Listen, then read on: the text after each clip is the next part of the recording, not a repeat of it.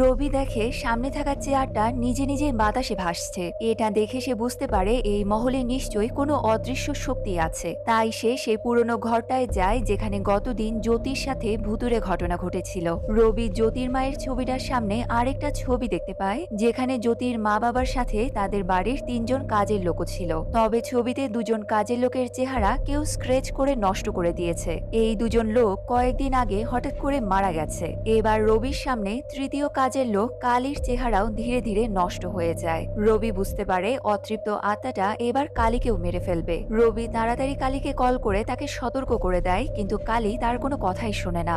এরপরেই অতৃপ্ত আত্মাটা এসে কালীকেও মেরে ফেলে। কালীর মৃত্যুর সময় সেখানে একজন পণ্ডিত উপস্থিত ছিল। পণ্ডিত তাড়াতাড়ি এসে রবিকে সব কথা জানায়। পণ্ডিত আরো বলে আজ থেকে 22 বছর আগে সে একদিন জঙ্গলে জ্যোতির বাবা আর সেই তিনজন কাজের লোককে দেখেছিল। তারা কিছু একটা কাপড়ে পেঁচিয়ে নিয়ে কোথায় যেন যাচ্ছিল। পণ্ডিত তাদের পিছু পিছু যায় আর দেখে তারা কাপড়ের পোটলাটা মন্দিরের গুপ্ত ঘরে রেখে ঘরটা সিলগালা করে দেয়।